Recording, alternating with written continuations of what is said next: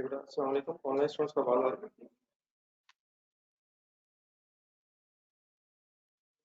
किधर चेक करना है? अब्दुलरहमान ऑन कर लिया, ऑन कर लिया। ये सर जी कल कुछ रिवाइज करने के लिए कहा था। Yes sir. क्या कहा था सर रिवाइज करने के लिए सर?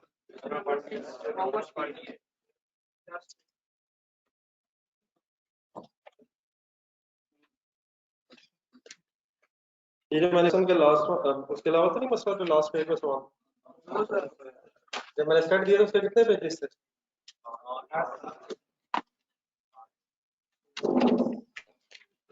लास्ट पेज जरा सामने रखिए।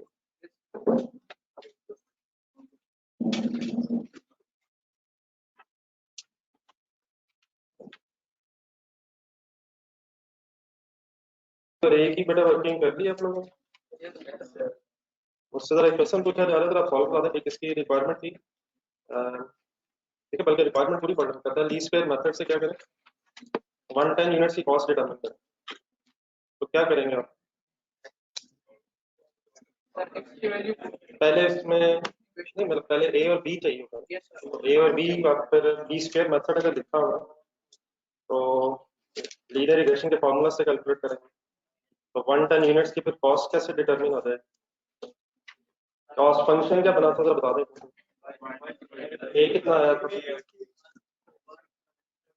ए इज 176।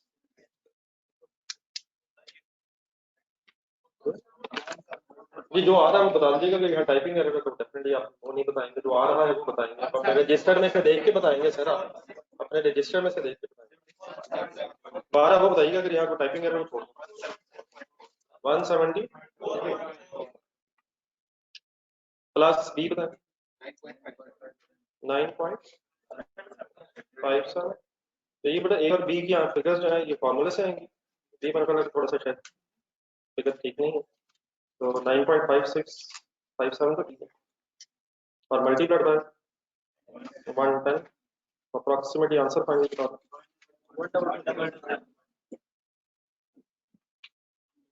122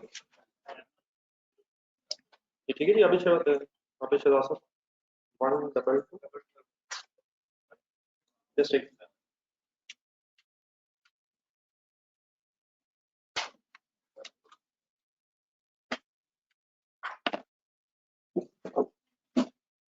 सर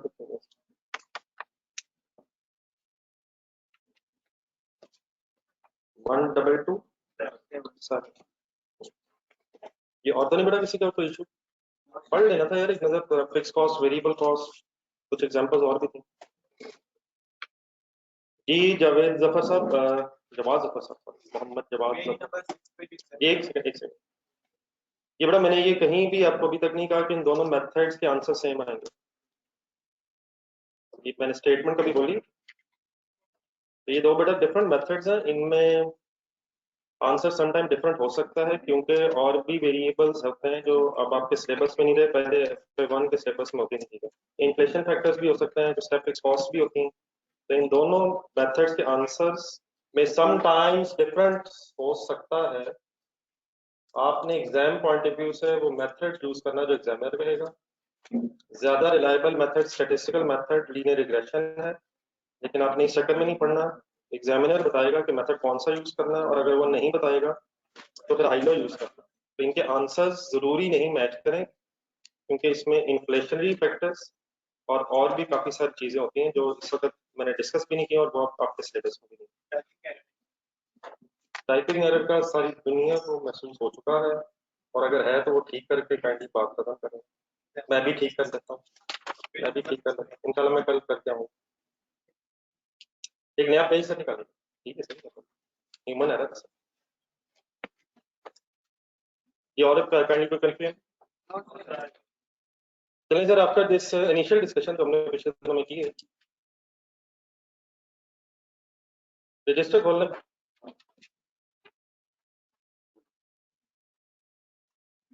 फर्स्ट हम डिस्कशन अपनी स्टार्ट करते हैं।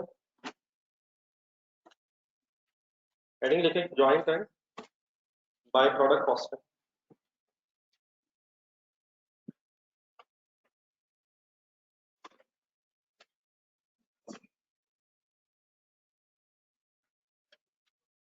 joint and byproduct, joint and byproduct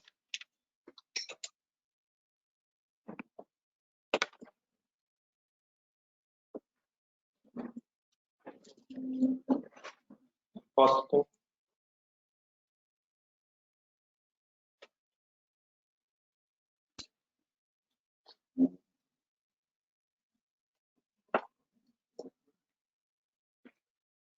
चीजें बड़ा सारी नहीं आपके लिए आएंगे, लेकिन इसमें कोई ऐसे परेशानी वाली बात नहीं है। मैथमेटिक्स ज्यादा इन्वॉल्व होती है, लेकिन जो चीज रिक्वायर्ड है वो ये है कि आप टाइम पे आए, क्लास में कंसंट्रेशन से बैठे, घर जाके रिवाइज करें। This is the thing that is required. तो पहला इशू ही हमारा खराब होता जा रहा है। क्या क्लास का टाइम बदल चुका है? लेकिन भाई ने बदल लिया, हमें बताया भी नहीं। सर ये जॉइंट और बाय प्रोडक्ट का कॉन्सेप्ट सर ये है कि समटाइम्स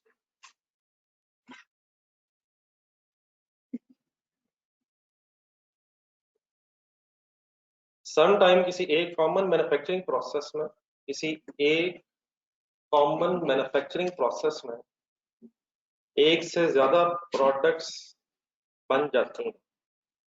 मैन्युफैक्चरिंग प्रोसेस में कौन कौन से खर्चे होते हैं?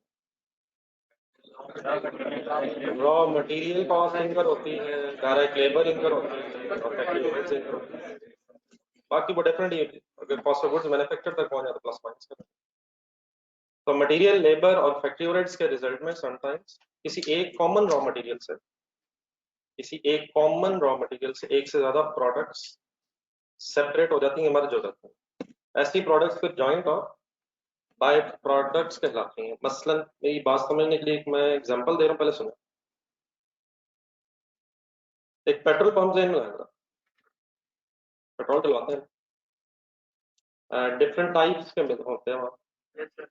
मसलन फॉर एग्जांपल पेट्रोल एक तो है, डीजल भी होता है, केरोसिन ऑयल भी होता है, जो डेफिनेटली पेट्रोल पंप्स में नहीं होता, मिट्टी का तेल लेकिन होता है। हाई ऑक्टेन जो आपने बोला, वो अगर पेट्रोल को फर्दर रिफाइन करना है तो हाई ऑक्टेन बन जाता है। तो पेट्रोल भी है वहाँ, डीजल भी है, पेट्रोल की further refined form high octane भी है, इसलिए थोड़ा सा महंगा भी होता है। लेकिन एक उसमें केरोसिन ऑयल भी होता है, जो डेफिनेटली पेट्रोल पंप्स पे अलहमदुलिल्लाह नहीं दिखता है। फिर एक ग्रीस टाइप की चीज होती है। ये सब चीजें क्रूड ऑयल से बनती हैं। आपने सुना होगा ऑयल की एक्सट्रैक्शन होती है, अंडरग्राउंड ऑयल एक्सट्रैक्शन। तो जो ऑयल निकलता है अंडरग्राउंड उसे क्रूड ऑयल बोलते हैं। उसे फिर ऑयल रिफाइनरी में जब प्रोसेस करते हैं तो एक से ज्यादा टाइप्स के पेट्रोल, डीजल वगैरह आइटम्स निकल आते हैं। तो वो बहुत कुछ में भी। तो एक कॉमन रॉ मटेरियल क्या होता है ऑयल रिफाइनरी, अगर थोड़ी सी विजुलाइज की जाए। एक मिनट में अगर बात पूरी कर रहा हूँ। ऑयल रिफाइनरी में crude oil process, crude oil is sort of a raw material in this oil refinery। और डेफिनेटली ऑयल रिफाइनरी में क्रूड ऑयल के साथ साथ लेबर होगी, ओवरहेड्स होंगे इसमें। ठीक है, तो एक कॉमन मैन्युफैक्चरिंग प्रोसेस है ये ऑयल रिफाइनरी में। इसके रिजल्ट में पेट्रोल बन गया, डीजल बन गया,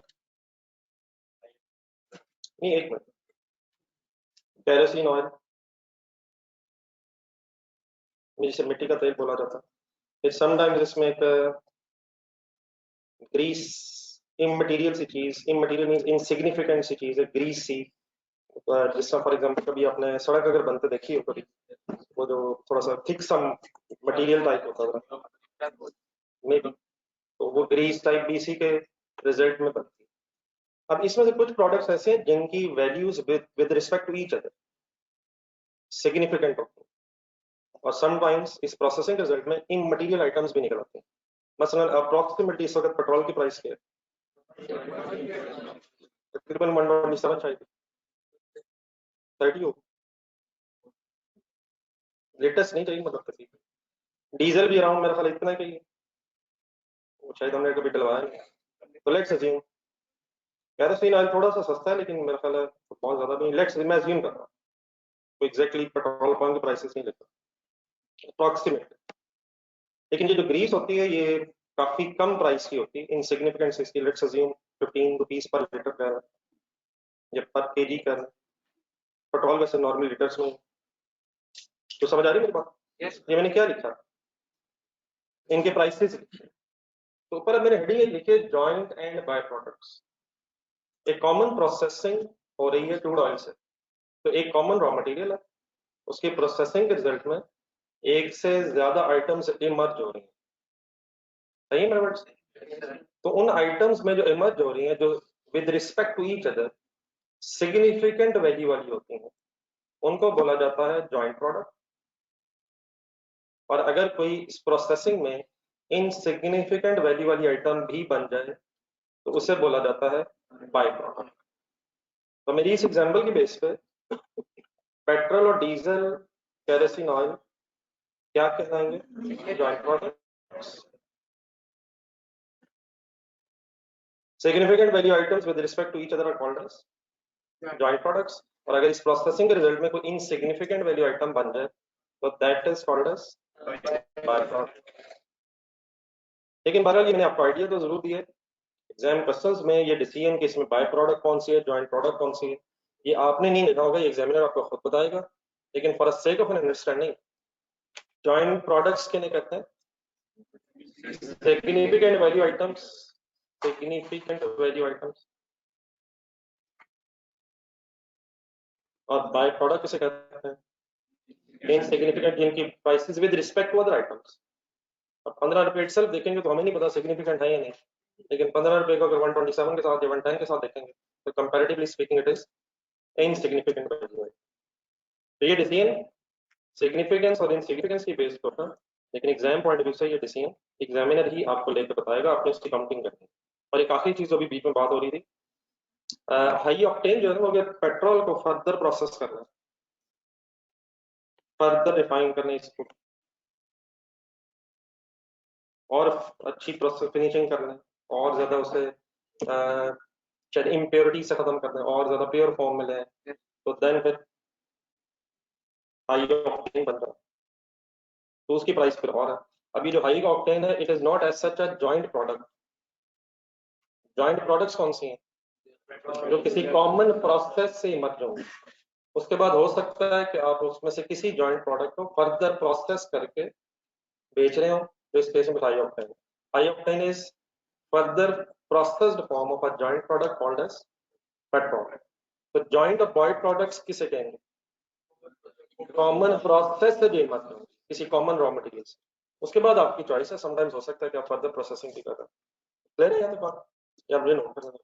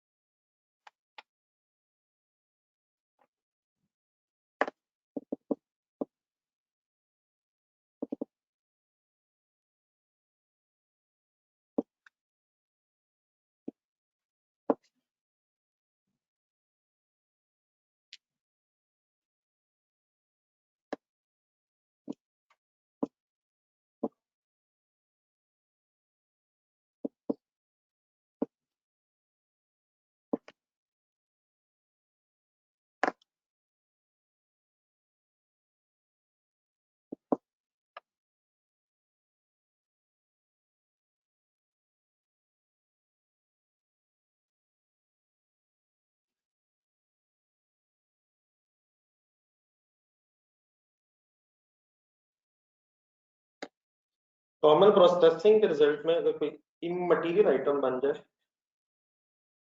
तो बाई प्रोडक्ट कहलाती है, और अगर सिग्निफिकेंट वैल्यू आइटम्स है तो वो बाई प्रोडक्ट्स कहलाते हैं, या जॉइंट प्रोडक्ट्स कहलाते हैं। Significant value items are called as joint products and insignificant value items are called as by product.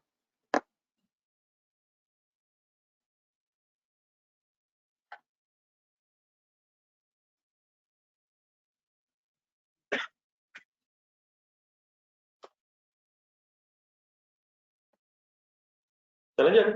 Then problem क्या है? देखें बोर्ड पर, देखें।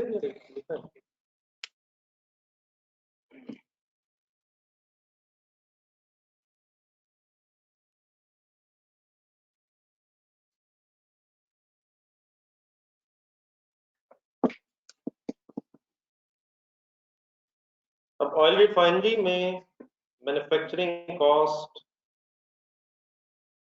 प्रोसेसिंग कॉस्ट इंकर होगी sir. Raw material crude oil plus direct labour, जो manufacturing process में labour involve होगी, और अदर ओवरहेड्स वगैरह हो सकता है। अब अगर ये मैन्युफैक्चरिंग कॉस्ट सपोज 50 मिलियन है, ये मैन्युफैक्चरिंग कॉस्ट किस किस किस को बनाने में आएगी? तो आप बताएं इसमें से पेट्रोल को बनाने में कितनी कॉस्ट आएगी? अब अगर आपका बिजनेस है तो आप डेफिनेटली इंटरेस्टेड इस चीज में होंगे कि पेट्रोल से रिलेटेड कितना प्रॉफिट कमाया ये पता चले। ये कैसे पता चलेगा पेट्रोल से प्रॉफिट? पेट्रोल कितने पे बेच रहे हैं वो सेल्स है, लेकिन उसमें से क्या लेस होना चाहिए था? पेट्रोल को बनाने की कॉस्ट, सिमिलरली डीजल को बनाने की कॉस्ट एंड सो ऑन, लेकिन वो कॉस्ट कंबाइंड है। ऐसे ही sir 50 million is the cost of producing all the products. तो शायद हम टोटल प्रॉफिट तो निकाल सकते हैं, लेकिन मैनेजमेंट को लेकिन बिजनेस की मैनेजमेंट को, आपका बिजनेस है, आपको शायद पता होना चाहिए कि प्रोडक्ट वाइज बनाने के खर्चे कितने कितने। तो हमारा जो इस चैप्टर में मेन इश्यू वही है कि ये जो जॉइंट कॉस्ट है, is it a joint manufacturing cost? किसी एक प्रोडक्ट की नहीं, ये जॉइंट मैन्युफैक्चरिंग कॉस्ट फिर एलोकेट की जाती है टू द जॉइंट प्रोडक्ट्स। तो इसके लिए नेक्स्ट हेडिंग लिखा methods to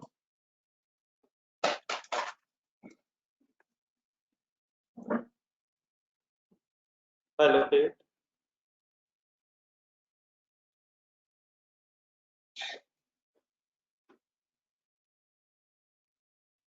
methods to allocate joint cost या joint manufacturing cost was specified भी करना। joint manufacturing cost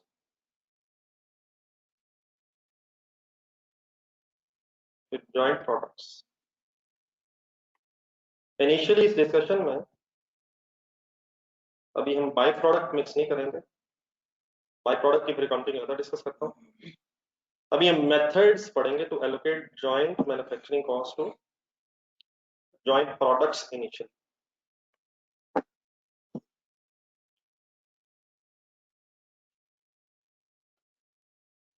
इसको किस पे एलोकेट करने लगे?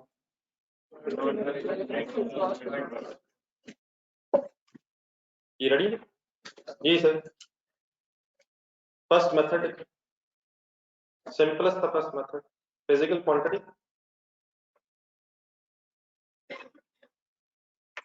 या यूनिट स्पेसिस कह सकते हैं।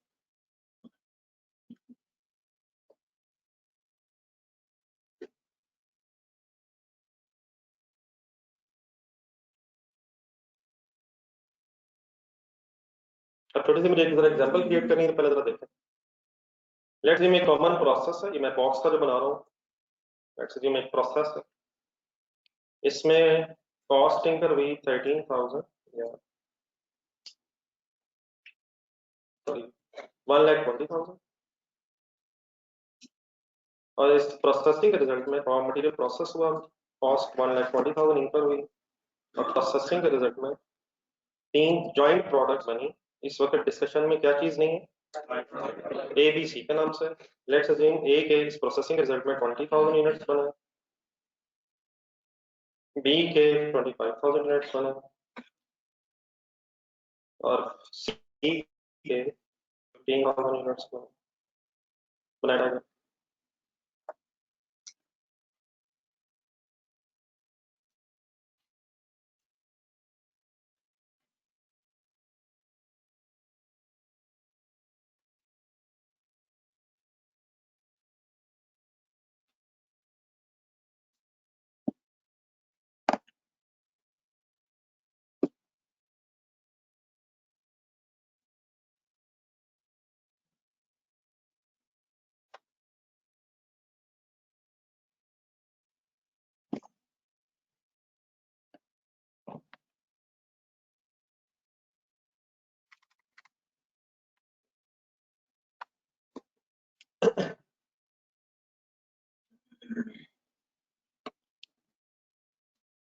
ये what is the amount of joint cost?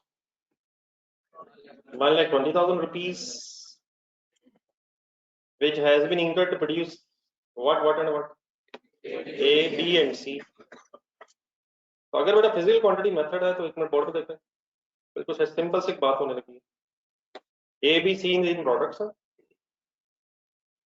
इनकी रिस्पेक्टिव क्वांटिटी क्या है, कितने यूनिट्स प्रोड्यूस हुए।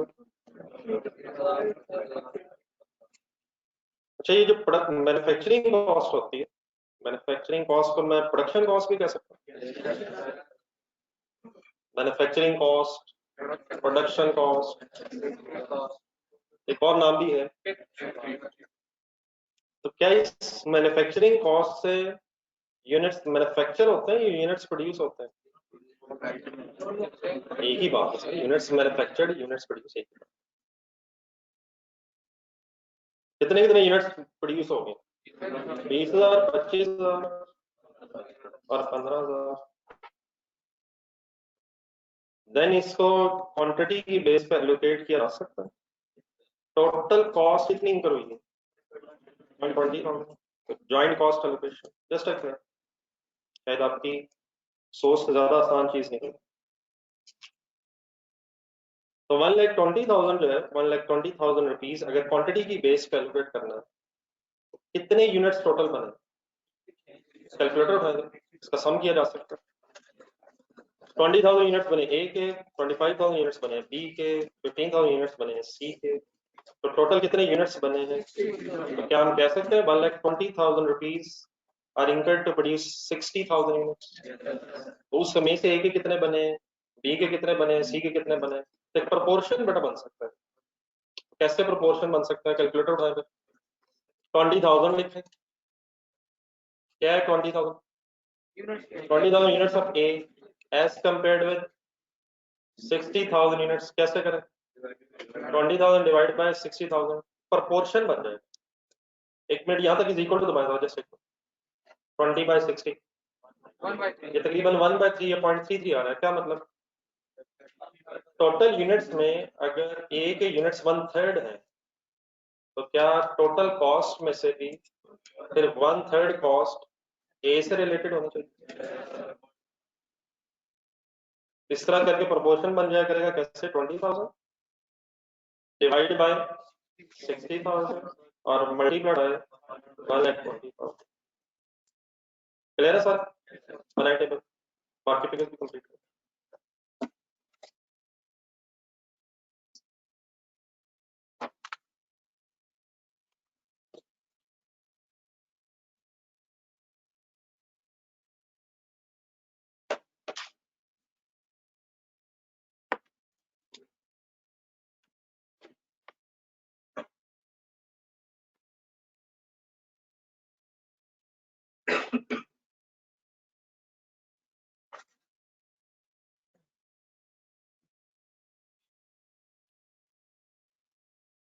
तो 20 बाय 16 to 120 मीन्स हो गया 40।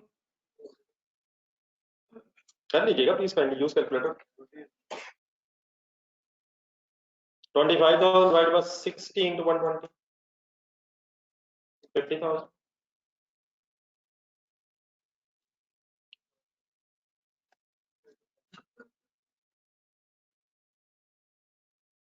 एंड फाइनली 15 बाय 60, ये तो बन जाएगा फोर्थ पोर्शन 30।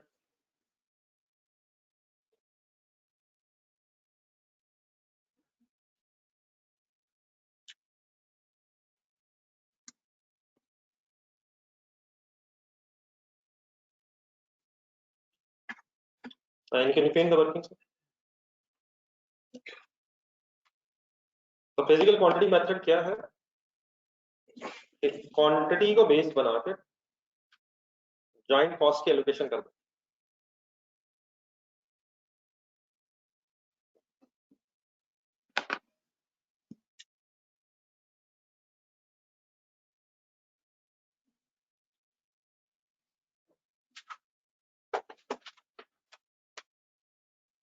ये नोट हो गया? तो कंफ्यूजन नहीं होता? अच्छा, ये 120 क्या था ऊपर? इससे लिख जरा joint manufacturing cost, total joint manufacturing cost, ये आपको गिवन डाटा था।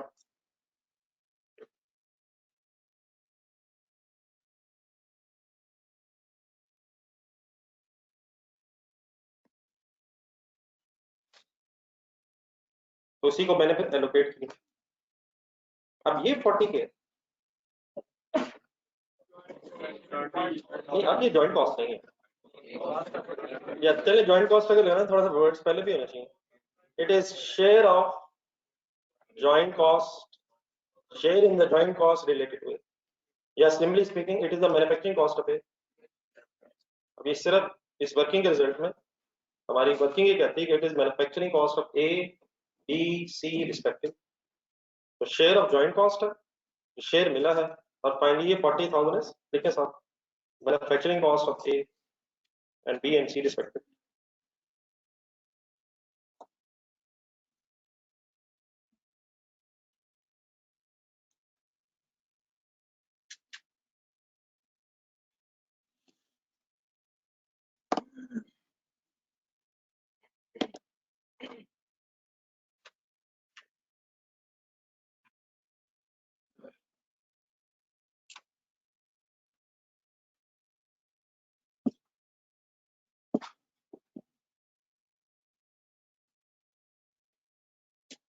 ठीक है सर, प्लीज क्लियर, तो इशू तो नहीं, समझ आ गया सर?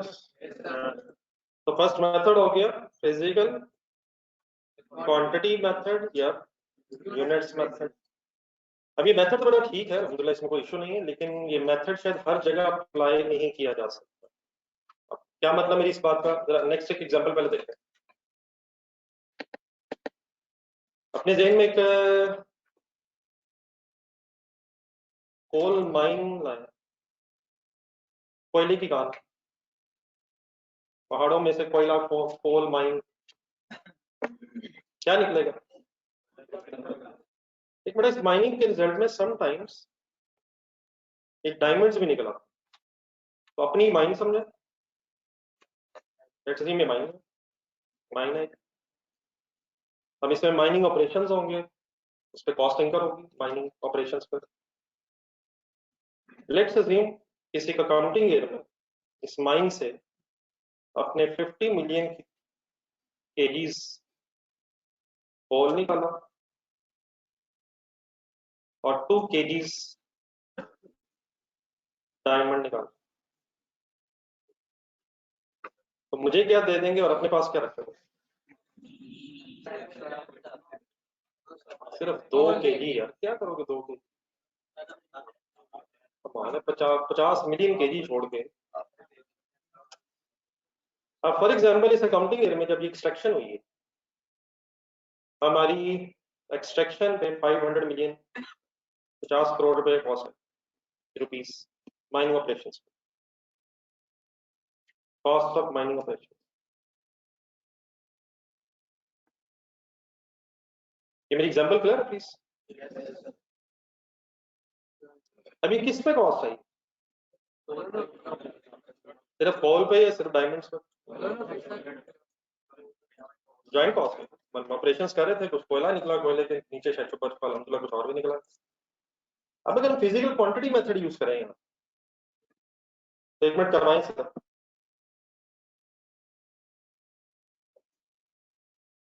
मैंने प्रोडक्ट्स लिखे, नेक्स्ट कॉलम में क्या लिखा था मैंने, जरा सोच रहा हूँ, क्वांटिटी लिखी मैंने, क्वांटिटी लिख लेता हूँ केजीज में, units 50 million and 2 KGs, total हो गया 50 मिलियन 2 केजीज। अब कितने रुपए एलोकेट करने, कितने रुपए एलोकेट करने सर? अगर इन केजीज की बेस पे ये 500 मिलियन रुपीस में एलोकेट करने की कोशिश करूं, तो जरा पहले डायमंड्स पे एलोकेट करवाएं। 2 लिखें, 2 लिखें, 2 डिवाइडेड बाय करें जरा,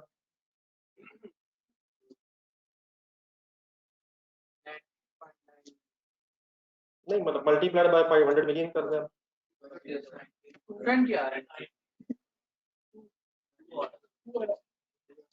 नहीं जो आ रहा है वही लिखवाएं। 20 आवर्स तकरीबन। क्या है ये 20? तो 20 पे ज्वाइंट कॉस्ट एलोकेट हो गई डायमंड्स में, और बाकी अब कैलकुलेट तो करनी पड़नी है। 49 49999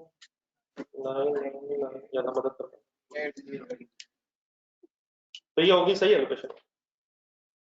20 रुपए हमारा खर्चा हुआ है डायमंड्स को निकालने में, और अप्रॉक्सीमेटली बाकी सारा हमारा खर्चा पोल्स की मैन्युफैक्चरिंग, पोल्स की एक्सट्रैक्शन पे। सही है लोकेशन। अब आप प्रॉफिटेबिलिटी डिटरमिन करना चाह रहे हैं कि मैं डायमंड्स निकाल के कितना प्रॉफिट निकालती है, क्या प्रॉब्लम क्या है, कुछ समझ आती बात? क्या ठीक है, सब ठीक है? सिर्फ अगर क्वांटिटी की बेस पे वर्किंग करेंगे तो समटाइम्स कुछ ऐसी चीजें हो सकती हैं जिनकी क्वांटिटीज तो कम हो, इनकी उनकी वैल्यूज बहुत ज्यादा होने की वजह से एलोकेशन सही नहीं हो पाए। मोस्ट प्रोबेबली शायद हो सकता है कि अगर हमें महसूस हो कि यहाँ डायमंड्स हैं तो पहला हमने निकालना ही इसलिए शुरू किया हो कि अल्टीमेट डायमंड्स हाथ में आ रहे। बात समझ रहे? तो अगर हम सिर्फ क्वांटिटी कंसिडर करेंगे तो समटाइम्स सही एलोकेशन नहीं होगी। तो उस केस में भी शायद हमें एलोकेशन करते हुए शायद अगर सेल वैल्यूज भी कंसिडर करें तो ज्यादा बेहतर एलोकेशन की जा सकती है। मेरी इस बात का बहरहाल ये हरगिज मतलब नहीं है कि क्वांटिटी मेथड गलत है, लेकिन शायद मैं ये कहना चाह रहा हूँ कि हर जगह एक्सेप्टेबल है। देयरफॉर एक और मेथड भी यूज होता है जिसमें क्वांटिटी के साथ साथ सेल वैल्यूज भी कंसिडर होती है। समझ आ रही है मेरी बात कि क्यों इसकी जरूरत है, क्या जरूरत है उसकी, ताकि यूनिट्स के साथ साथ वैल्यूज का भी पता चले, और शायद जिस प्रोडक्ट की वैल्यू ज्यादा है उसको फिर कॉस्ट भी ज्यादा एलोकेट होनी चाहिए। तो इस एग्जांपल को अगर आप लिखना चाह रहे हैं तो लिखना, बाकी तो सेकंड मेथड शुरू करते हैं। या इसको अगर लिखना है तो इस तरह से लिखना, लिमिटेशन ऑफ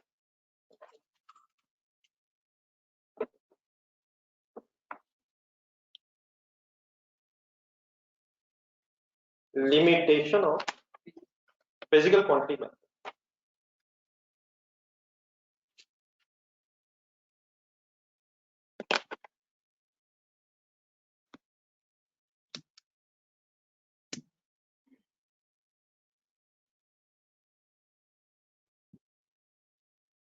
और एक सेकंड,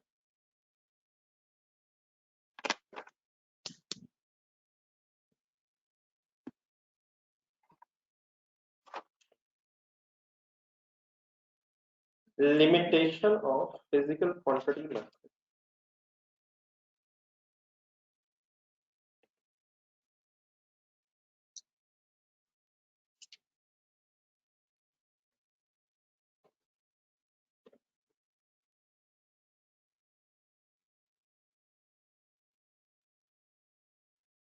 अगर सिर्फ क्वांटिटी कंसिडर करेंगे तो समटाइम्स अगर प्रोडक्ट्स की वैल्यूज एक दूसरे से बहुत ज्यादा डिफरेंट है तो सही एलोकेशन नहीं हो पाएगी।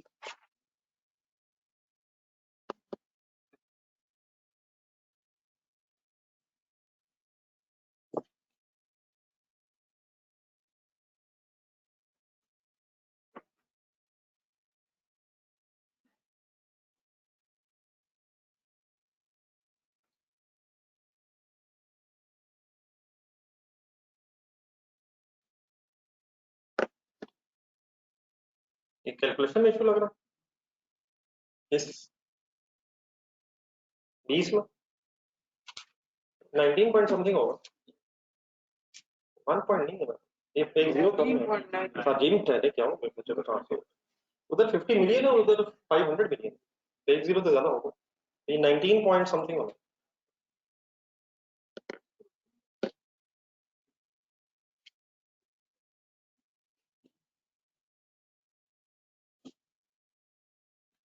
भारत ये जो डिसीजन इस वक्त हम मेरे मेथड्स पढ़ रहे हैं, ये मैं कुछ कोशिश तो कर रहा हूँ कि हम साथ लॉजिकली भी डिस्कस कर रहे हैं, लेकिन ये डिसीजन के कौन सा मेथड आपने यूज करना है ये भी आपका नहीं है, ये भी एग्जामिनर बताएगा।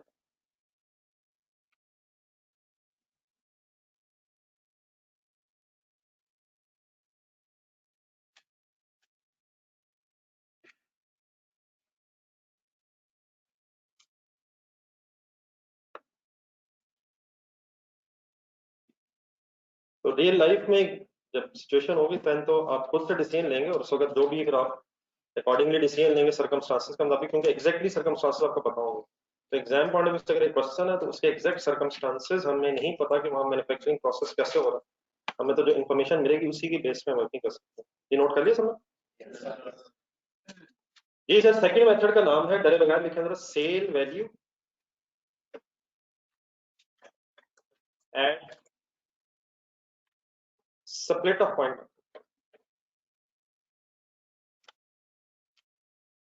at split of point method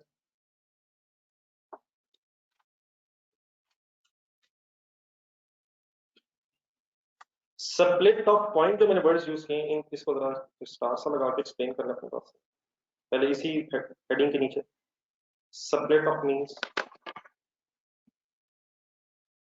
split off point means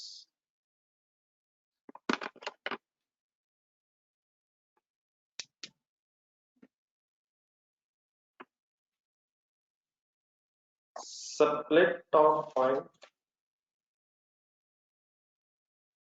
means point where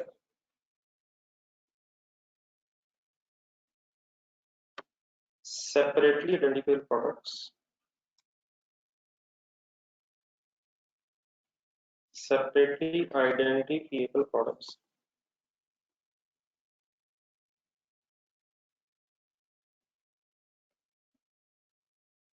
emerge from a common process।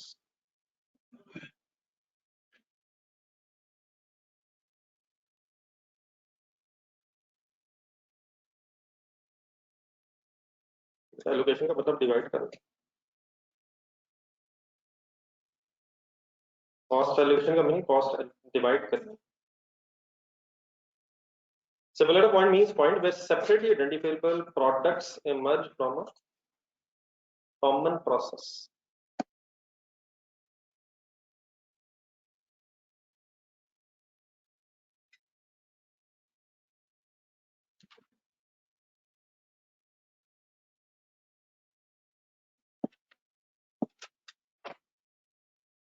हो गई। फर्स्ट एग्जांपल निकाला जो मैंने अभी वो पेट्रोल डीजल वाली बनाई थी।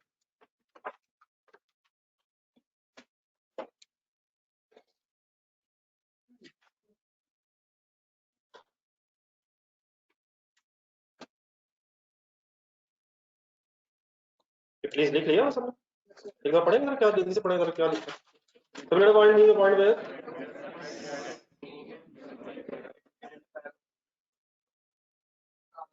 रॉ मटेरियल इकट्ठा था कंबाइन, इस लम्हे वो रॉ मटेरियल स्प्लिट हो गए, अलग अलग हो गए और प्रोडक्ट्स अलग नजर आना शुरू हो गए। एक रॉ मटेरियल प्रोसेस हुआ, इस लम्हे वो रॉ मटेरियल प्रोसेस होकर डिफरेंट शेप्स में कन्वर्ट हो गए, डिफरेंट चीजों में आइटम्स में कन्वर्ट हो गया, अलग अलग चीजें नजर आना शुरू हो गई। That point is called as split off point. बस जो डायग्राम मैंने बनाई है ऊपर स्टार्ट में जो आपको समझा रहा थोड़ी सी, उसमें स्प्लिट ऑफ पॉइंट कहाँ है, ये लम्हा है, प्रोसेसिंग का रिजल्ट है। मतलब एक चीज ये भी है कि फर्दर प्रोसेसिंग भी हो रही है ये हाई ऑक्टेन में। तो ये जो मैंने सर्कल से लगाया यहाँ इमीडिएटली आफ्टर द बॉक्स मिल गया नहीं, तो इट मीन हम इस वक्त विजुलाइज भी करने की कोशिश कर सकते हैं कि जिस वक्त रिफाइनरी में प्रोसेस एंड होगा और सेपरेशन हो जाएगी प्रोडक्ट्स की, that separation point is called as split off point.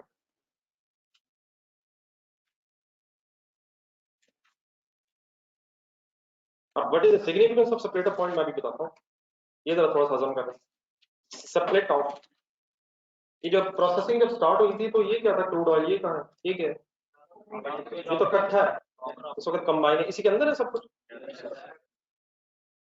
तो जब वो नजर आनी शुरू हो जाएंगी ज्यादा चीजें जिस पॉइंट पे, जिस स्टेज पे, that is called as split off point. अब प्रॉब्लम असल में क्या है, क्या हो सकता है कि sometimes products split off point के बाद भी प्रोसेस होके सेल हो रही है। मसलन फॉर एग्जांपल एक डायग्राम देखें पहले, लेट्स अज्यूम आपका कॉमन प्रोसेस है, फुल कंसंट्रेट करो, 3 प्रोडक्ट्स बनी ABC, एक कॉमन रॉ मटेरियल्स है। तो इस कॉमन प्रोसेसिंग के रिजल्ट में ABC अगर सेपरेट हो गए हैं तो इस कॉमन प्रोसेसिंग के एंड में this part is called as separate off, तो ये सेपरेट ऑफ होगी, अलग होगी। लेकिन लेट्स अज्यूम हम इन्हें सेपरेट ऑफ पॉइंट पे बेचते ही नहीं, हम इन तीनों को,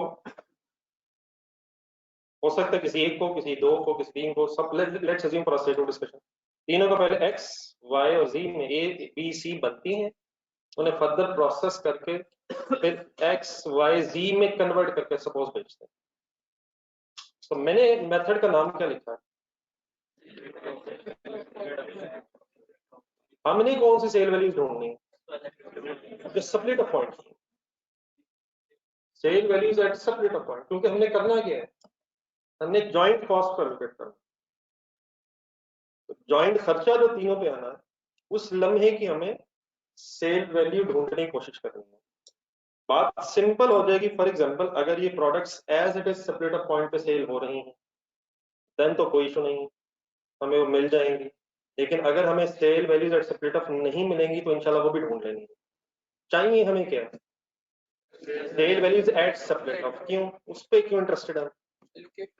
क्योंकि उससे पिछला जो खर्चा है, तो इकट्ठा खर्चा था, हमने उसको एलोकेट करना है based on sale values.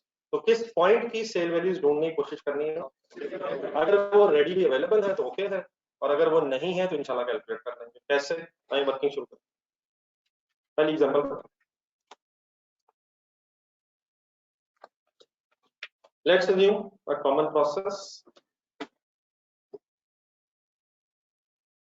joint manufacturing cost is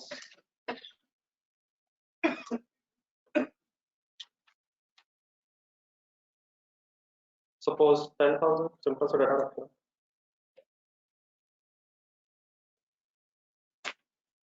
तीन प्रोडक्ट्स बनी ABC, इनके 1000 units, suppose 2000 units and 3000 units बने। Assume all products can be sold at separate point.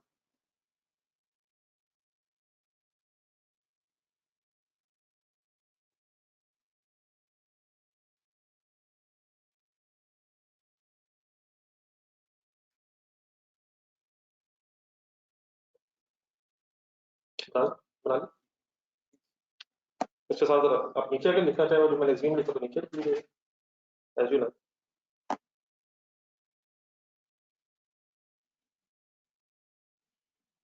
बस ये डाटा लिखना, बाकी फिर मैं वर्किंग करता हूँ। ये ऑनलाइन स्टूडेंट्स पास आते हैं प्लीज।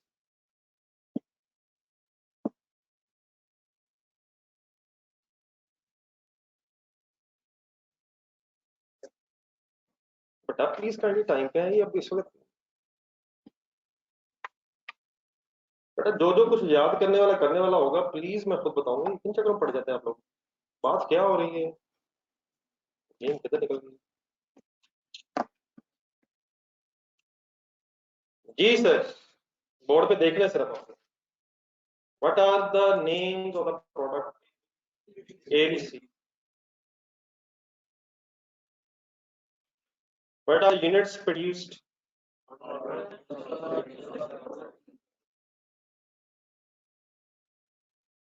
1000, 2000 and 3000। नहीं सर जी, आप यहाँ टोटल नहीं कर रहे। अगर आप यहाँ टोटल करके 10,000 रुपीज, ये ठीक है? तो 10,000 रुपीज, सर 10,000 रुपीज ठीक है सर। एलोकेट किसने होना है? Joint cost allocate. अगर मैं यूनिट्स का टोटल करूं और 10,000 रुपए का एलोकेट करना शुरू हो जाऊं तो ये तो कौन सा मेथड हो जाएगा? Physical quantity method. तो ठीक है, कैसे हो जाएगा? 1000 divide by 5000, sorry 6000, 1000 divide by 6000 into 10,000। तो ये तो बात हम कर चुके हैं। लेकिन अगर हमें sale value at separate point method apply करना है तो लेट्स अज्यूम जो मैंने लिखा कि सेल सप्लायर पॉइंट पे ये प्रोडक्ट सेल हो रही है, तो देन फिर इन यूनिट्स प्रोड्यूस को लिखने के बाद एक नया काम हमें ये करना है कि फिर हम आइडेंटिफाई किया करेंगे कि what are the sale price per unit of these items जो हमने बना ली है। सेल प्राइस पर यूनिट ढूंढनी पड़ा करेगी, तो डेफिनेटली कैसे ढूंढना करेंगे, एग्जाम में डाटा दिया होगा कोई ना कोई। मैं इस वक्त अज्यूम कर रहा हूँ, let's assume 2 rupees per unit, 3 rupees per unit and 4 rupees. Suppose different हो सकते हैं, बाई चांस सेम भी हो सकते हैं लेकिन डिफरेंट भी हो सकते हैं। तो ये मैंने क्या किया, क्या अज्यूम किया, सेल प्राइसेस, और वी आर अज्यूमिंग कि ये सेपरेट पॉइंट ही की अगर है तो ये एज इट इज यूज होगा। देन फिर अगले कॉलम में पहले क्या कैलकुलेट होगा, sale values at separate off, sale value at separate off point. कैसे कैसे सर, 1000 into 2 क्वांटिटी से प्राइस मल्टीप्लाई हो जाएगी, तो what is the sale value of product A at separate point, 2000, 6000 and okay sir. तो अगर quantity method होता तो यूनिट्स को बेस बना के टोटल करके एलोकेशन कर देते, लेकिन अगर सेपरेट पॉइंट मेथड होगा तो पहले कहां पहुंचना है, sale value at separate, then I hope के अब इससे प्रोपोर्शन बन जाएगा और फाइनली क्या एलोकेट हो जाएगा, joint cost of 10,000 rupees based on sale values at separate of allocate हो जाएंगे। एलोकेशन का मीनिंग पता है आपको, एलोकेशन मींस डिवीजन है, division of the cost in the products जितनी भी होंगी, तो जॉइंट कॉस्ट एलोकेशन। एक करवा दें पहले, एक मिनट जस्ट मिनट, बाकी फिर आप लिख लीजिएगा। बताएं कैसे करूं, किसका सम करूं पहले, 2000, 6000 और 12000 कितना बन गया, 20,000। प्रोपोर्शन कैसे बनाऊं, तो एक बोल दें 2000 डिवाइडेड बाय 20,000। अगर यूनिट्स मेथड होगा तो यूनिट्स का प्रोपोर्शन बनाएंगे, और अगर सेल वैल्यू मेथड होगा तो सेल वैल्यू से प्रोपोर्शन बना के जॉइंट कॉस्ट की एलोकेशन कर देंगे। डन सर, बनाएं बनाएं बनाएं कंप्लीट। और ये कॉलम्स बनाते हुए कहीं तरह बोलते हुए नाम इनके लिखिएगा, शायद ये बार बार इनको होगा। ये सर 400 देखो मौका तो आप नोट करें, मैं अपने इधर करवाता हूँ। ये मुझे करेंगे हो गई इसी तो,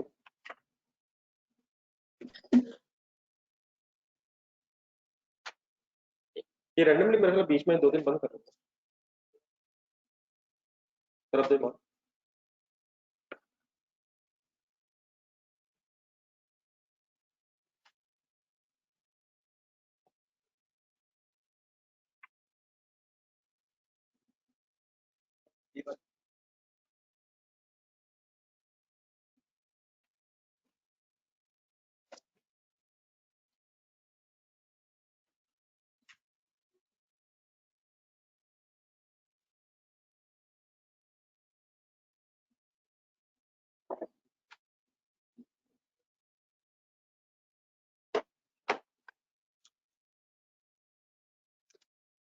ये बड़ा बाकी सबको क्लियर है सर, मैं कोई एक आध वर्किंग जरूर लिख लीजिए, बाकी चाहे सारी नोट ना करें।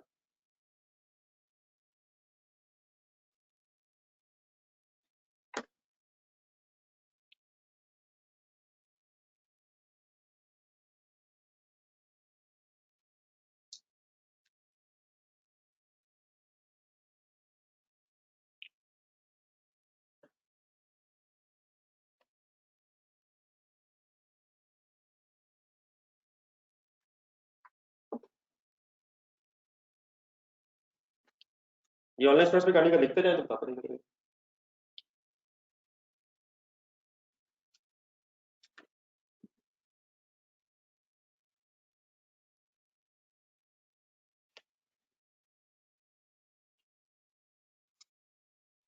तो एक वर्ड रखें, इसमें ज्यादा भी टाइप करने की जरूरत नहीं, कोई एक वाई या एन नोटेड के लिए।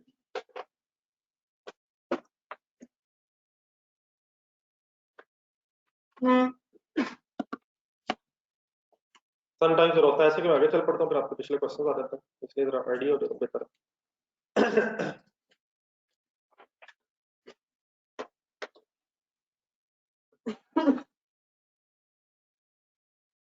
ये बताइए, परेशानी के अगर तरीके ढूंढने हैं उसमें तो 100 निकल आ सकते हैं। क्या सेल प्राइस गिवन हो? क्या सवाल होगा? गुलाम साबिर साहब क्या होगा?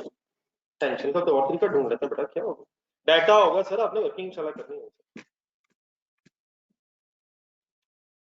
डाटा दिया होगा, अगर गिवन नहीं होगी तो कैलकुलेट कर लेंगे। चाहिए क्या सेल प्राइस पर? जी जी, ओके सर। सेकंड एग्जांपल बनाए इसी हेडिंग में, इसी सेकंड मेथड में second example.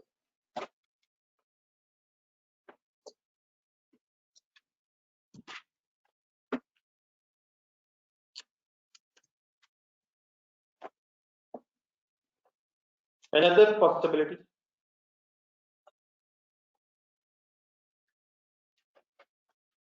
Let's assume a combined process, joint manufacturing process.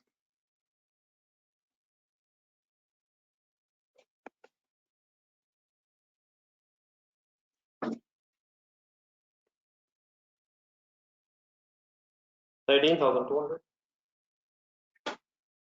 joint manufacturing cost.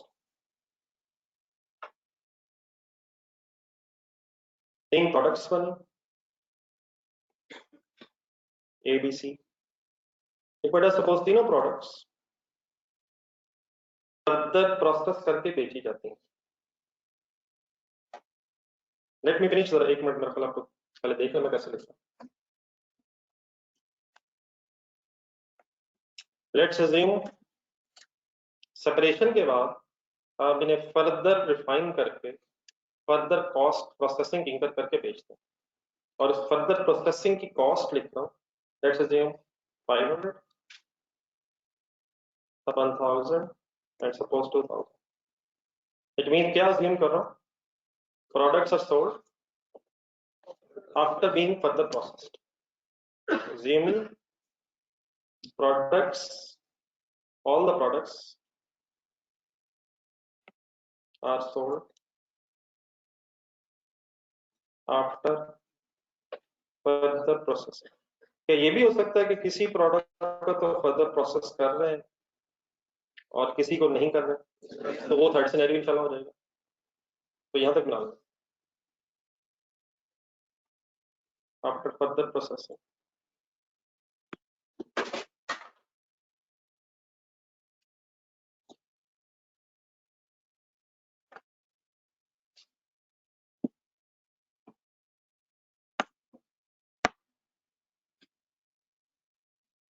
अभी यूनिट्स नहीं मैंने लिखा प्लीज, फर्दर प्रोसेसिंग के रुपीस हैं साथ में लिखा, अभी मैंने क्वांटिटी नहीं बताई।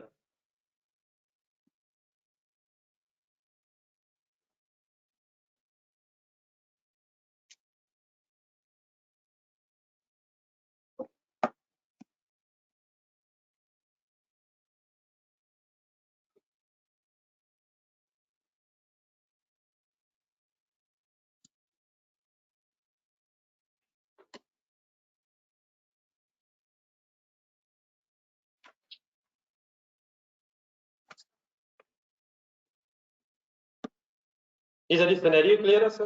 Yes, sir. The products are sold at separate of, या products are sold after further process? Separate point किसे कहते हैं? जो आपको पता है वो बता दें, जुबानी, उर्दू में, इंग्लिश, जो भी दिल करता है। जिस पॉइंट पे चीजें सेपरेट हो जाए, उनकी आइडेंटिटी नजर आना शुरू हो जाए, वो सेपरेट पॉइंट है। और फर्दर प्रोसेसिंग का मतलब क्या? फर्दर रिफाइन हो सकता है, फर्दर को पैकिंग वगैरह हो सकती है, फर्दर भी कुछ करके बेच रहे हैं, एज इट इज नहीं बेच रहे। In other words intermediate product थी, फाइनल फॉर्म में नहीं थी, उसे फिर फर्दर फाइनल किया तो बेचा। और उस फाइनल करते भी सपोज कॉस्ट इंकर हुई। अभी जो 500,000 और 2000 मैंने लिखा है, क्या इसको भी एलोकेट करने की जरूरत है, या ये ऑलरेडी एलोकेटेड ही है? तो इनकी बहस नहीं हो रही, एलोकेशन अभी भी किसकी होनी है? ज्वाइंट कॉस्ट की होनी है, विच इज 13,200 जो मैंने assume। तो अब इस केस में हमारे मेथड का नाम क्या है? Sale value at split up point. लेकिन प्रॉब्लम क्या आ गया कि स्प्लिट अप पॉइंट पे हमारी प्रोडक्ट्स सेल नहीं हो रही। देयरफॉर अब हमें क्या करना होगा?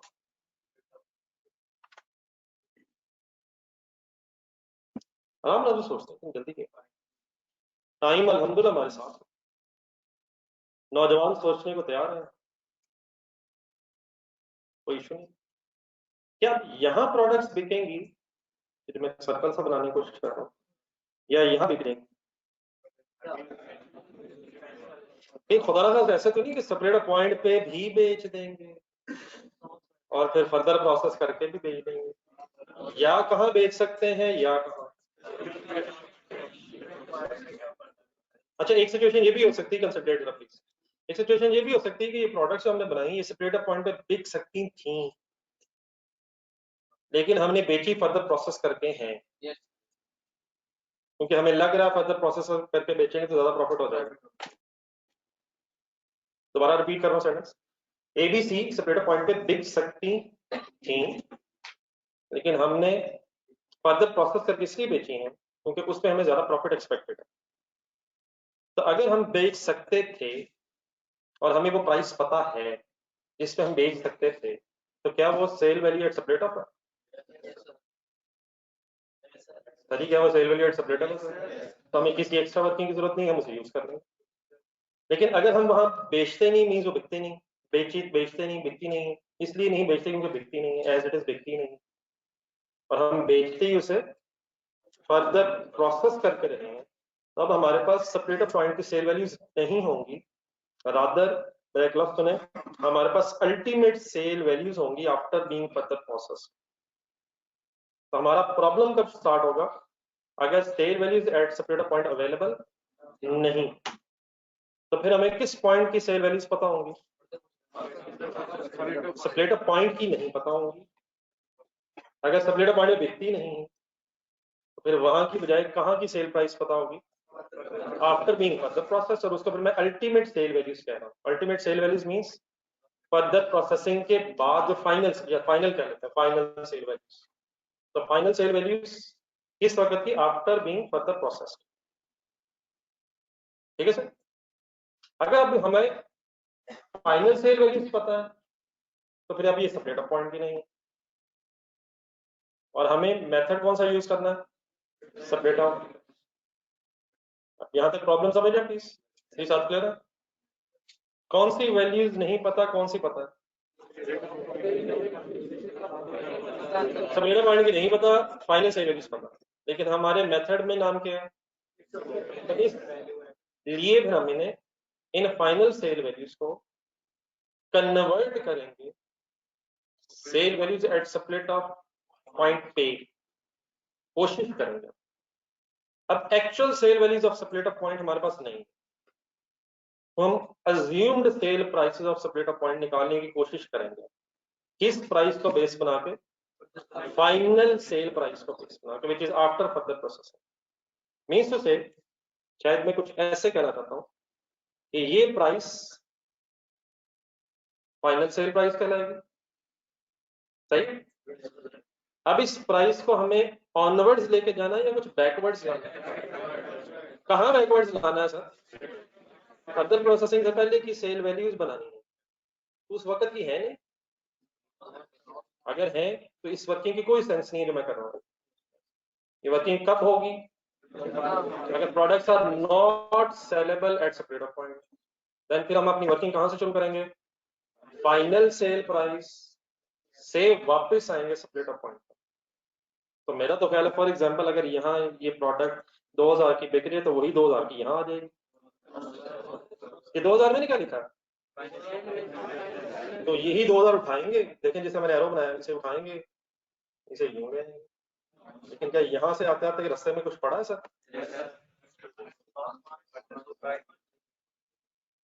तो 2000 को वहां से उठा के यहाँ तक लाते लाते क्या कोई एडजस्टमेंट करनी पड़ेगी सर?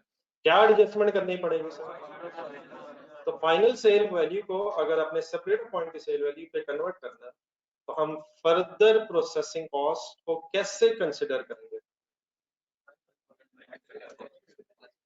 फर्दर प्रोसेसिंग कॉस्ट को कंसिडर करना चाहिए अब हमें, प्लस कर देंगे माइनस कर देंगे?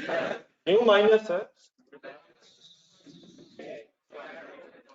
हम बेसिकली हो क्या रहा है कि sale value at separate off available नहीं, हम अब अज्यूम सी को फिगर निकालना चाह रहे हैं just for sake of working of allocation की वर्किंग के लिए। तो फाइनल सेल प्राइस बेटा उठाएंगे, और आई होप कि लॉजिकली बात क्लियर है। रिवर्स आते आते फर्दर प्रोसेसिंग कॉस्ट को प्लस कर देंगे माइनस कर देंगे? तो ये क्या आ जाएगा हमारे पास? assumed sort of sale value at separate of point, जिसे फिर hypothetical sale value भी कहते हैं। hypothetical means assumed, फर्जी, assumed sort of। क्यों assumed sort of की बहस में जा रहे हैं? क्योंकि actual sale value at separate off point available नहीं है। तो अगर sale value at separate off point available ना हो तो फिर आप अल्टीमेट फाइनल सेल वैल्यू पाएं और उसको सेपरेट ऑफ पॉइंट की सेल वैल्यू कैसे बना दें? माइनस फर्दर प्रोसेसिंग कॉस्ट, और उसके बाद उसका प्रोपोर्शन बना के एलोकेशन करते हैं। ये सब कुछ कैसे करते हैं? Let me start a table. मैं पहले बात अपनी पूरी कर लूँ, आप डायग्राम देखिएगा साथ साथ। मैंने फिगर्स की बेस पर शुरू करता हूँ। 3 प्रोडक्ट्स, एक में मुझे जरा कुछ कॉलम ज्यादा एक्स्ट्रा बनाने, तो अगर पहले देख लें फिर अकॉर्डिंगली बना लीजिए। ए बी सी, इनके यूनिट सपोज वही है जो मैंने पहले लिए थे, दोबारा लिखो 1000, 2000 एंड 3000। मेथड अभी भी कौन सा हमारा? Suppose 2 3 4 sale price per unit, इनकी heading units produced per unit sale price per unit. यहाँ क्या आएगा? नहीं यहाँ से नहीं आता है। अब मैं ये अज्यूम कर रहा हूँ 2 3 4 कब बिकना है इस पे? 2 3 4 पे इसने बिकना कब है? सेपरेटर पॉइंट भाई, after separator point final sale price. तो एक मिनट सुनते रहिएगा मेरे कॉलम्स के नाम। अब इसे कहेंगे हम फाइनल सेल वैल्यू। क्यों फाइनल सेल वैल्यू? क्योंकि the products are sold after being further processed. So what is the answer? Final sale value समझ रहे हैं प्लीज? 2000, 6000 और 12000। ये किस स्टेज पे है? यहाँ पे ये जहाँ मैं सर्कल से बना रहा हूँ। 2000, 6000 एंड 12000। Just a minute. ये नेक्स्ट बताएं क्या करें? ये हाइपोथेटिकल सेल वैल्यू तक कैसे हो? बीच में कौन सा कॉलम लिखो? फर्दर प्रोसेसिंग कॉस्ट ढूंढा करेंगे फिर हम। अकॉर्डिंग टू द डाटा जो मैंने लिखवाया बताया, फर्दर प्रोसेसिंग कॉस्ट कितनी है? 500, 1000 एंड 2000। अब कौन सा कॉलम बनाओ? Hypothetical means assumed sale price at separate of।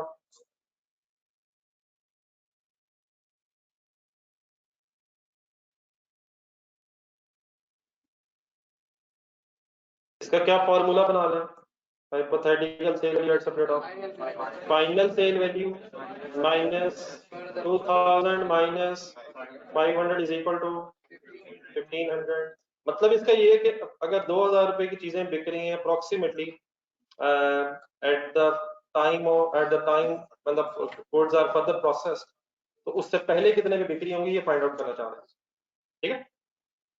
और 6000 minus 1000 is equal to 5000 and 10000। समझ आ गया प्लीज?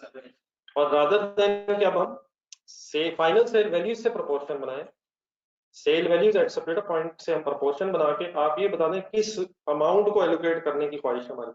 फिगर ढूंढने की फिगर नहीं, अज्यूम करेंगे हम कोई अज्यूम फिगर नहीं। 13200 रुपीज ने एलोकेट होना था based on sale values at separate off, लेकिन वो क्योंकि अवेलेबल नहीं थी sale value at separate off, तो उसको कैसे बनाया जाता है? फाइनल सेल वैल्यू में से फर्दर प्रोसेसिंग कॉस्ट लेस करके। अब कुछ क्लियर है बात सारी? बनाइए। अब डेफिनेटली प्रॉफिट तो नहीं है, और प्रॉफिट इसलिए नहीं हमें पता क्योंकि हम बेचते नहीं है, तो इसीलिए तो बार बार बोल रहा हूँ word assumed। we have no choice, we have to assume something। तो आइडियल क्या था कि हम स्पेक्युलेटिव पॉइंट पे बेचते और वो प्राइस ले लेते, लेकिन अगर वो नहीं है तो फिर कोई अज्यूम्ड एक सॉर्ट ऑफ वर्किंग है, अप्रोक्सीमेट वर्किंग है। इसे तो ये नहीं कहा जा सकता हम इतने पे ही बेचते, अप्रोक्सीमेट इतने पे बेचते।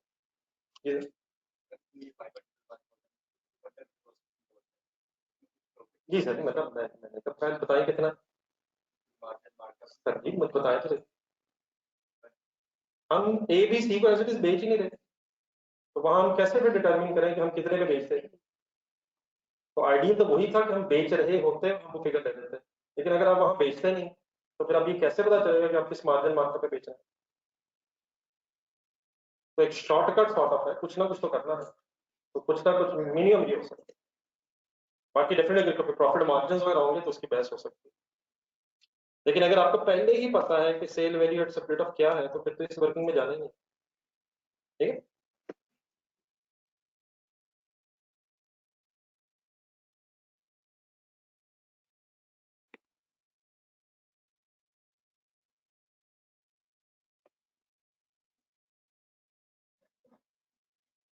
ये जो आप हजरात क्वेश्चन पूछ रहे हैं मेरे से, मैं जरा बच्चों से भी शेयर करता हूँ, आप भी जरा सुने से क्वेश्चन क्या आ रहे हैं, क्योंकि बहुत इंपॉर्टेंट है। सेल प्राइस पर यूनिट खुद से अज्यूम करनी है, यूनिट्स प्रोड्यूस दिए हुए होंगे या अज्यूम करने होंगे। सर फाइनल सेल वैल्यू हमेशा खुद अज्यूम करेंगे।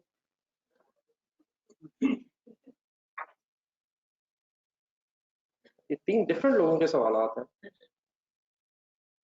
आई होप कि आप फारग महसूस कर रहे थे अपने आप में और आपने कहा कुछ तो होना चाहिए। बेटा सवाल होगा, खाली इस बात को पहले देखना सोच रहे दोबारा, क्या हम एग्जाम के लिए पढ़ रहे हैं।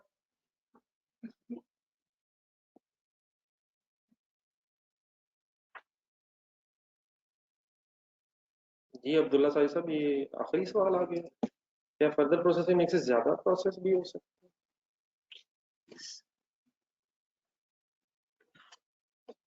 जी मैं अभी इंशाल्लाह कल सोच के बताऊंगा, कल अल्लाह का शुक्र है कि छुट्टी है मेरी, तो मैं कोशिश करूंगा कि ये वाली बात सारा सोच।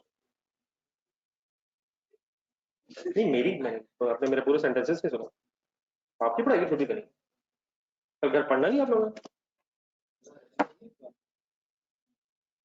जी बेटा cell price per unit assume नहीं करें, गिवन हो।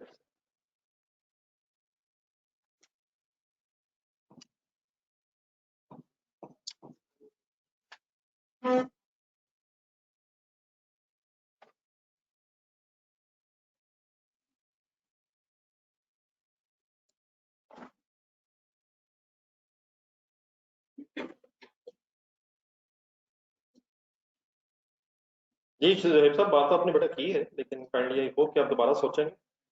सेल वैल्यू पहले होगी और पर यूनिट बाद में होगा।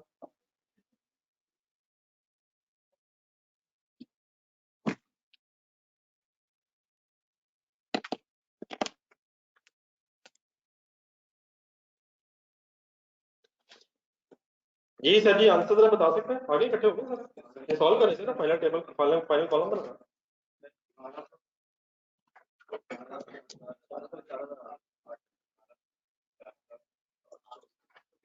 टोटल बता दीजिएगा हाइपोथेटिकल सेल वैल्यू इसका क्या था। 16,500।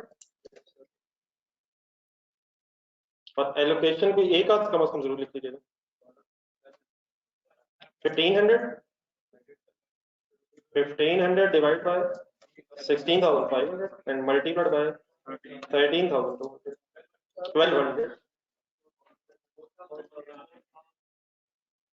जस्ट एक मिनट, पूरी फर्दर वर्डिंग पूरी कर लीजिएगा। Allocation of joint cost 1200, 4,000 and 8,000।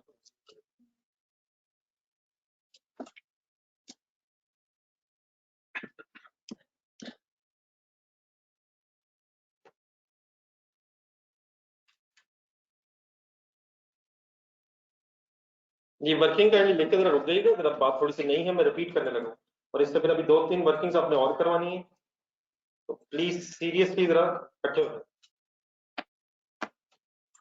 ये सिनेरियो बेटा मैंने जो बनाया है वो ये है कि एक कॉमन प्रोसेस है। कॉमन प्रोसेस क्या होता है? कॉमन कंबाइंड प्रोसेस है। कंबाइंड प्रोसेस अगर है तो मतलब एक सारा प्रोडक्ट्स बननी है। अगर एक ही प्रोडक्ट बननी है वही है, वो तो common. Common in the sense एक से ज्यादा प्रोडक्ट्स का प्रोसेस है, एक कॉमन प्रोसेस है। उस प्रोसेस में मैन्युफैक्चरिंग कॉस्ट आई है 13,200। उस मैन्युफैक्चरिंग कॉस्ट के रिजल्ट में 3 प्रोडक्ट्स बने, ए, बी एंड सी। लेकिन वो प्रोडक्ट्स सेलेबल नहीं है एट सेपरेट पॉइंट। उन्हें सेल करने के लिए फर्दर प्रोसेसिंग करनी पड़ती है अमाउंटिंग टू ₹500, 1000 एंड 2000 रिस्पेक्टिवली, फिर ये प्रोडक्ट्स बिकती हैं। हम मेथड यूज करना चाहते हैं 13,200 की एलोकेशन के लिए sale value at separate off. लेकिन प्रॉब्लम ये है कि सेपरेट ऑफ पॉइंट की सेल वैल्यूज अवेलेबल नहीं। तो सेपरेट ऑफ पॉइंट की सेल वैल्यूज निकालने के लिए फिर तरीका ये अडॉप्ट किया जाता है क्या फाइनल सेल प्राइस लेना, फाइनल सेल वैल्यूज लेना। इन प्रोडक्ट्स की पहले 3 कॉलम मैंने यूनिट्स लिए, रुपीस से मल्टीप्लाई किया, फाइनल सेल वैल्यूज तक आ गए। और इन फाइनल सेल वैल्यूज में से फर्दर प्रोसेसिंग कॉस्ट माइनस करके एक रिवर्स सॉर्ट ऑफ वर्किंग करना, अल्टीमेट सेल वैल्यूज से सेपरेट ऑफ पॉइंट पे वापस आ गए और उन वैल्यूज को बेस बना के, उन hypothetical sale values at separate off point को बेस बना के एलोकेशन प्रोसीजर कंप्लीट करें। सब क्लियर है सर? अगर sale values at separate off point available होती तो this working is as such not required. हम उन वैल्यूज को ही कंसिडर करके एलोकेशन कर सकते थे। अब सब लोग प्लीज क्लियर है? ऑनलाइन स्टूडेंट्स भी पेंडिंग। और प्लीज बेटा डाटा दिया होगा एज ऑलवेज, सवाल होगा आपने जवाब बनाना होगा। अब आगे जरा इसी डाटा में से, इसी एग्जांपल में से जहां तक हमने एलोकेशन की है, जरा एक दो बातें और जरा सही क्लियर करें। ये 1200 जरा सर्कल लगाएं।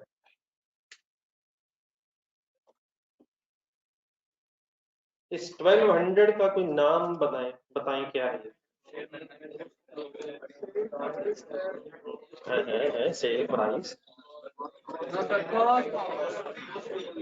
क्या फाइनली फिर जाते? 13,200 रुपया क्या है? मैन्युफैक्चरिंग कॉस्ट में से 1200 क्या भाईजान? Share of manufacturing cost of assembly manufacturing cost होती है। लेकिन बेटा जॉइंट मैन्युफैक्चरिंग कॉस्ट होती है। एक मिनट वर्ड्स पूरा लगाऊंगा, इसमें एक मसला है। ये वर्ड्स लिखे जो मैं लिख रहा हूँ तो मैं एक्सप्लेन करता हूँ मैंने क्यों लिखा। Share of joint manufacturing cost,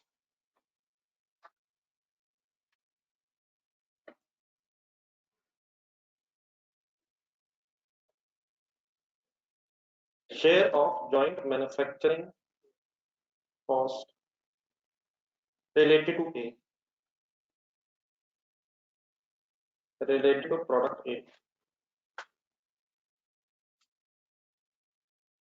share of joint manufacturing cost related to product A। थोड़ा सा सॉरी छोटा हो गया, ब्रैकेट भी एंड में कर बंद कर। Share of joint manufacturing cost related to A, 13,200 में से 13,200 रुपीज में से 1200 शेयर मिला है ए को, 4000 शेयर मिला है बी को और 8000 शेयर मिला है सी को। अब मैंने ये बात क्यों की है, ऊपर डायग्राम देखो जो बनाई। इस स्टेज पे जरा देखें एबीसी को।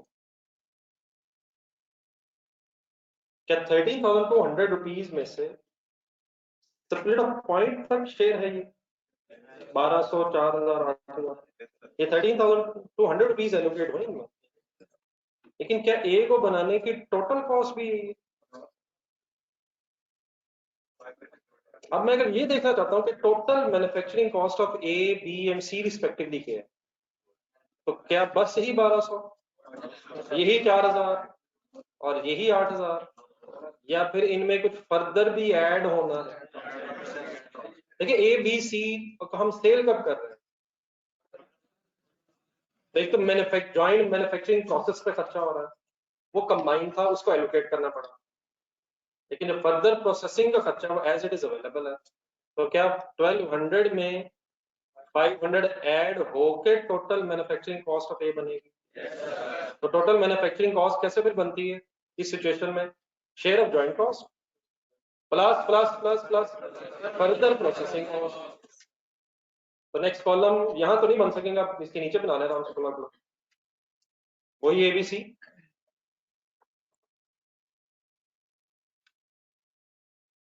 टोटल मैन्युफैक्चरिंग कॉस्ट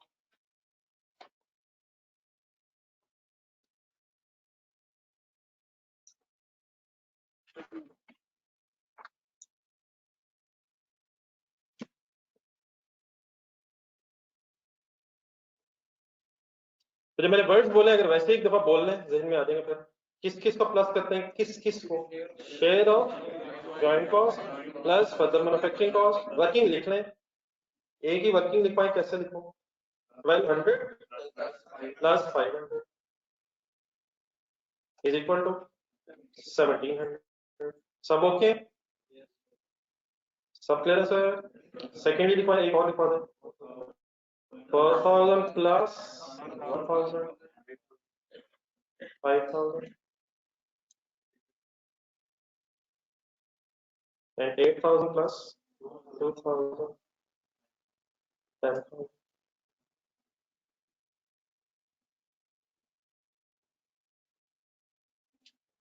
तो शेयर ऑफ जॉइंट कॉस्ट और प्लस अगर फर्दर प्रोसेसिंग कॉस्ट है तो ऐड करके टोटल मैन्युफैक्चरिंग कॉस्ट बनेगी। एक मिनट इसका कॉलम का टोटल करें जी। 16,700 खर्चा नहीं हुआ और इतनी अमाउंट एलोकेट होगी। खर्चा 13,200 हुआ और आपने टोटल कर दिया 16,700। 13,200 सिर्फ क्या था?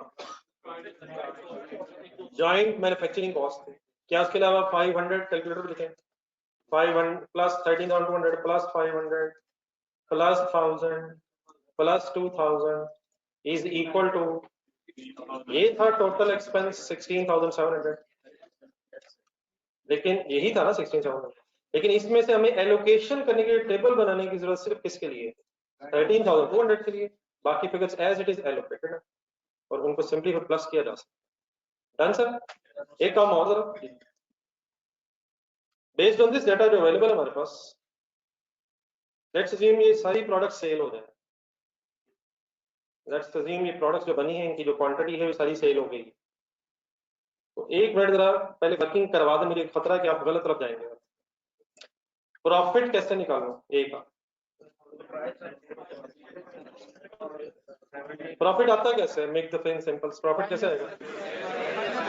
सेल लेस कॉस्ट जो भी है, ये लेट्स अज्यूम जो बनी प्रोडक्ट को सेल हो, बताइए कितने पे बिकी हो?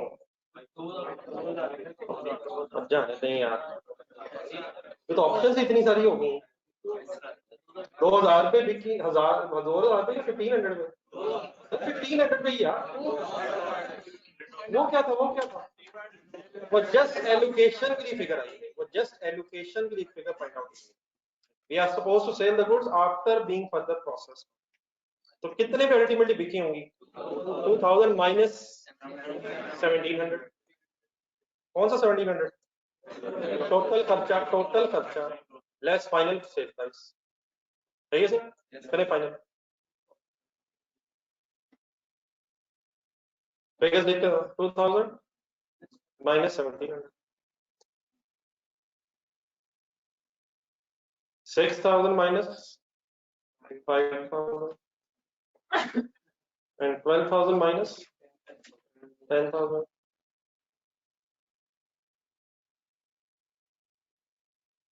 Cell values minus expenses. अब डेफिनेटली वो बाकी एडमिनिस्ट्रेटिव वो सारा होते हैं, लेकिन बेस्ड ऑन दिस डाटा जो अवेलेबल है क्या आंसर्स बनेंगे? 300, 1,000 and 2,000। Total profit 3,300।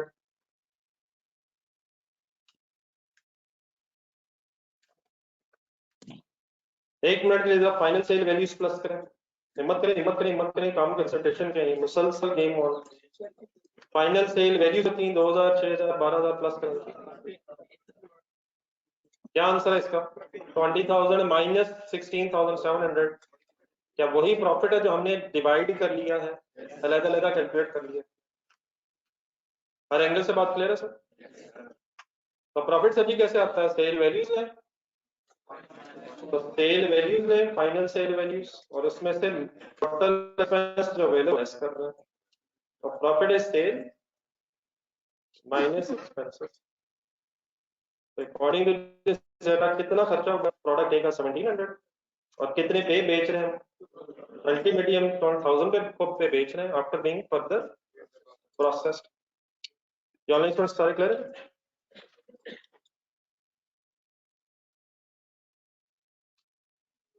ये कंप्लीट करना है अपनी वर्किंग ग्रुप। और सॉरी इधर एक मिनट और, बस एक छोटी सी बात है, खत्म करके उठते हैं।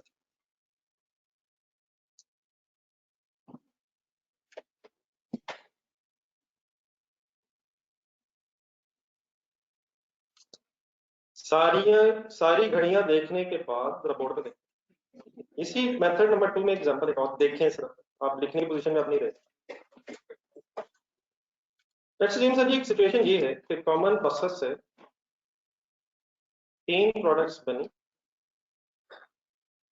लेकिन सपोज करो प्रोडक्ट सी जो है ये फर्दर प्रोसेस होती है। प्रोडक्ट सी को फर्दर प्रोसेस करके बेचा जाता है। ए और B are saleable at separate point, और मेथड हमारा वही है, sale values at separate off. Method क्या है? Sale value at separate off. Two products A and B suppose are sellable at separate point, but the product C is sold after being further processed. ठीक है sir? अब इस case में अगर आपने sale value at separate off point method use करना है तो कैसे करेंगे? ए और बी की जो वैल्यूज हैं वो तो एज इट इज आ जाएंगे, लेकिन सी के लिए कौन सी वर्किंग करनी पड़ेगी? तो ए बी की तो readily sale values at separate off available होंगी, सी के लिए फिर हमें final sale value after further processing लेके माइनस फर्दर प्रोसेसिंग करके हाइपोथेटिकल सेल वैल्यू बना के फिर प्रोपोर्शन बनाना पड़ेगा। तो इंशाल्लाह यही डिस्कशन मंडे से दोबारा स्टार्ट करेंगे। कोई खास काम नहीं घर के लिए, घर के लिए सब काम शुरू होने वाले हैं। तो इसी तरह जरा इन्हीं हालात में कंटिन्यू मंडे तक वापस आ जाए। जी मैंने जो बोला जाहिर सी बात है, जो लेना वही है। जी डेफिनेटली सर, कल छुट्टी है, आप आना तो चाह रहे हैं लेकिन मैं कल नहीं आ रहा। मुझे पता है आप हर संडे को कॉलेज में पढ़ना चाह रहे हैं, लेकिन एक आध जरा संडे शायद मैं नहीं आ पाऊँ। अल्लाह हाफिज़।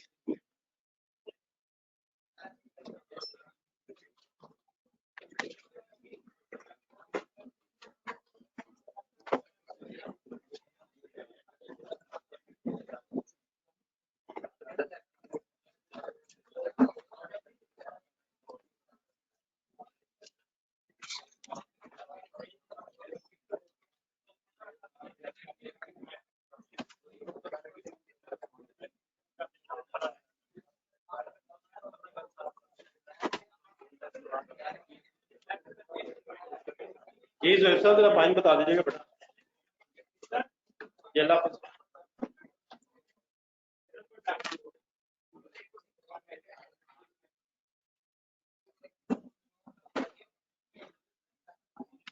Okay sir.